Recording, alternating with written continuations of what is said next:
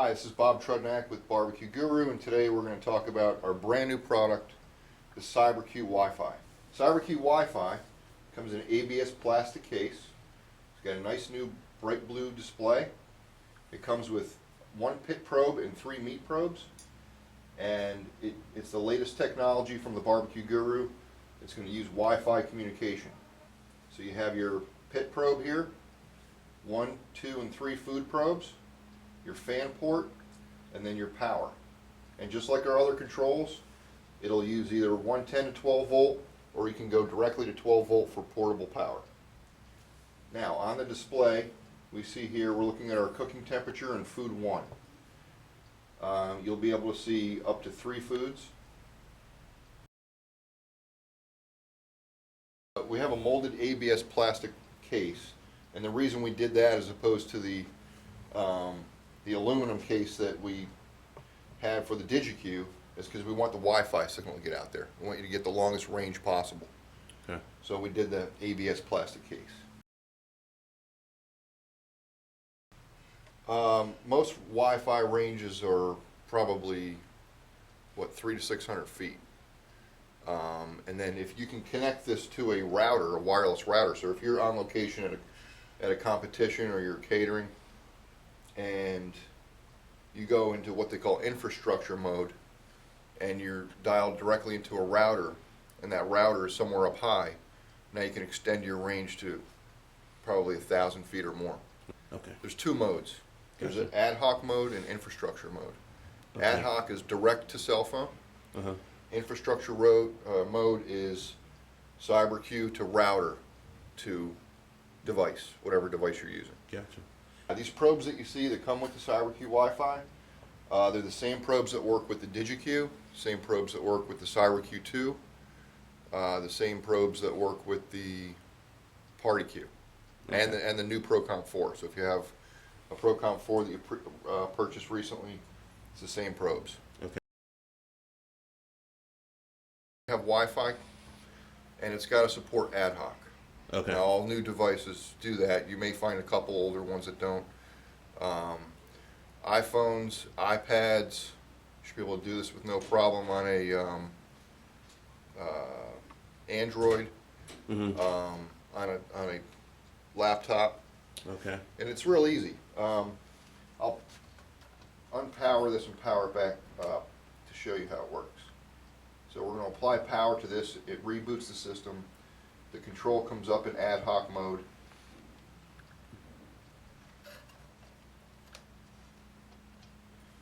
Now you'll see on startup, it'll say Wi-Fi control 0.8. That's the version, the software. Mm-hmm.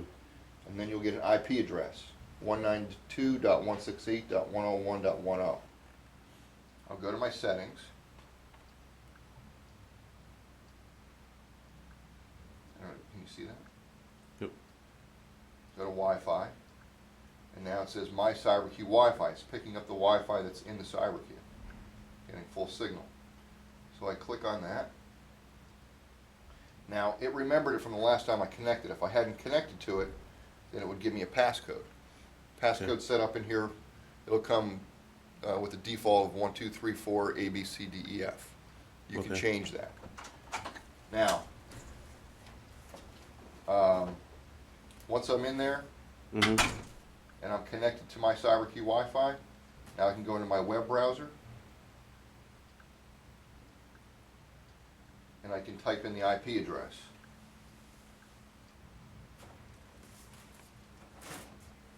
IP address was 192.168.101.10. And there's my BBQ Wi-Fi web page. You have your sensors that you can name. You can name your foods, name your cooker, your actual temperature, and then your set points. So you can change your set points. It will communicate to the control and change the temperature for you.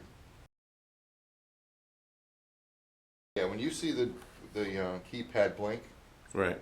then what that's doing is telling you it's connected to a device.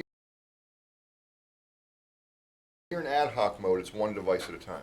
Okay. When you're in infrastructure mode, you're connected to a router, so you have 4 team members at a contest. Right. all of them can access it. Okay, cool. Yeah.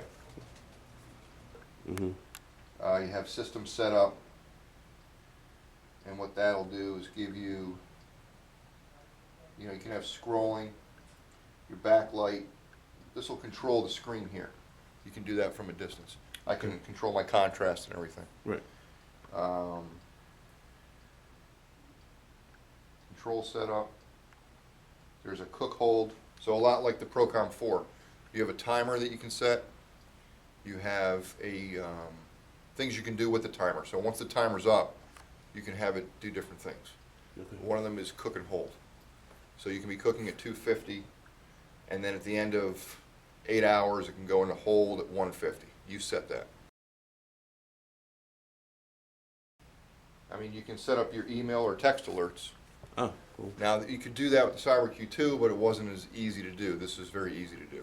Gotcha. And there's a whole page in here that you fill out the forms in here, set up your parameters, and Mhm. you'll get either email alerts or text alerts. We have two 12-volt cords. We have the 12-volt vehicle adapter, which plugs into a vehicle adapter socket. Okay. And you'd see that on like a portable jump starter. Gotcha. Or we have the jumper that you can run to a 12-volt battery. So you can have two 6-volts, and you can jump them together, and then you can run the control of two 6-volts. You know, I'm sure you'll get, with one fan, I'm sure you'll get 15 or so hours out of that. Okay. It'll be plenty. Okay. With the vehicle adapter and the jump starter, a 300 amp jump starter will get you multiple cooks. Okay. You know, probably 25, 30 hours. CyberQ 2 ran 2 cookers. Right. And there was 1 pit and 1 food probe for each cooker. And although some people like that, the majority of the people that contact us, they want multiple meat probes. Mm-hmm. They really, to be honest with you, not many people care about controlling multiple pits with one control. They're out there, but the demand was for multiple meat probes, and so that's what we did. Controls, it's weather resistant, but Weather resistant. the control box, it is electronic. You do have openings here where your jacks go in, where your plugs go in. Right. So you do want to keep it covered in the rain. The fan can get wet, the probes can get wet. You know, just use your judgment on the control box and either cook under a cover, or if it's going to rain, you know, put a Ziploc bag over the control. Gotcha.